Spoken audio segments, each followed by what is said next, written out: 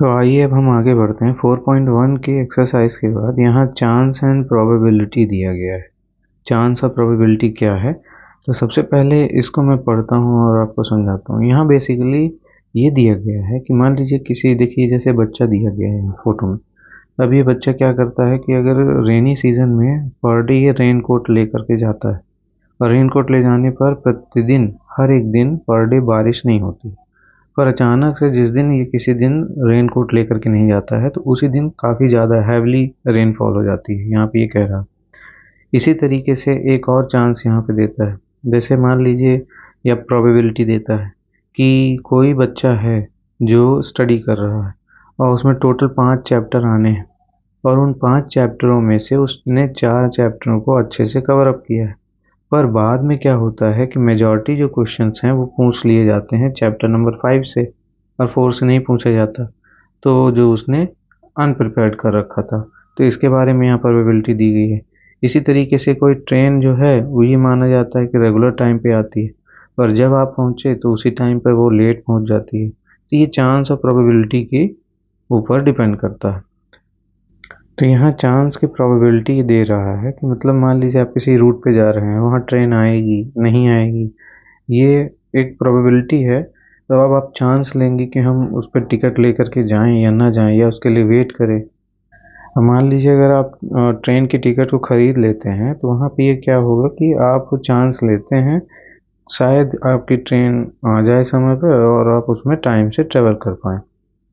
इसको आइए थोड़ा सा और बेहतर ढंग से समझते हैं। अब जैसे यहाँ पे गेटिंग अ रिजल्ट दिया गया है, यहाँ पे हमसे लिखता है कि आपने क्रिकेट मैच स्टार्ट होने से पहले देखा होगा कि कैप्टन जो होते हैं, 2 टीमें कोई बाहर आते हैं और टॉस करते हैं कॉइन को, डिसाइड करते हैं कि कौन सी टीम जो है सबसे पहले बैटिंग करेगी। तो आप लोग को कहता है कि क्या आप पॉसिबल रिजल्ट पाएंगे जब सिक्के को उछालेंगे, या ज़्यादा से ज़्यादा उसमें हेड आएगा या तो टेल आएगा। एच हेड और टी फॉर टेल के लिए यूज़ करते हैं। इसमें हम आगे इसको देखेंगे। तो अब देखिए, मान लीजिए कि अगर आप कैप्टन हैं एक टीम के और आपका जो दोस्त है वो कैप्टन है दूसरी टीम का। आपने सिक्का उछाला और अपने दोस्त से पूछा कि वो कॉल करे। कॉल करने का यहाँ पे मतलब कि वो बोले कि वो हेड लेगा या टेल लेगा। तो क्या आप कंट्रोल कर सकते हैं उसके रिजल्ट को जब वो टॉस करता है कॉइन को, या आप टॉस करते हैं? तो can you get a head, क्या आप हेड पा सकते हैं अगर आप चाहते हैं तो, या आप टेल पा सकते हैं अगर आप चाहते हैं तो? नहीं, दैट इज़ नॉट पॉसिबल, ये संभव नहीं है। ऐसे एक्सपेरिमेंट को हम कहते हैं रैंडम एक्सपेरिमेंट।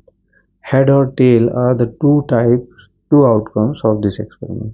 अब इस एक्सपेरिमेंट में 2 आउटकम निकल करके आएंगे, पहला होगा हेड और दूसरा होगा टेल्स, क्योंकि हम ये जानते हैं कि एक सिक्के के 2 पहलू होते हैं, और हेड और टेल।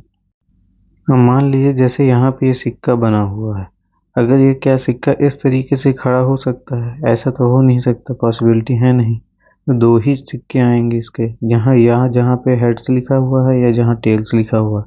जैसे यहाँ लिखा है कि I could fall like this और गेट लॉस्ट, मैं यहाँ ऐसे गिर सकता हूँ या तो चले जाओ यहाँ से। तो यह मतलब ये बेसिकली एक कंडीशन शो करना चाह रहा है कि हेड या टेल्स ही आएगा अगर हम किसी सिक्के को उछालते हैं। चांस जो है वहाँ, प्रोबेबिलिटी जो है आउटकम्स आने की, वो सारी चीज़ें इसमें यही शो करना चाहता है कि हमने चांस लिया तो प्रोबेबिलिटी क्या है सिक्के में हेड या टेल आने की, अगर हम हेड चूज़ करते हैं या टेल चूज़ करते हैं। बेसिकली इतना समझा रहा, फिर हम आगे बढ़ते हैं ट्राई दिस की ओर।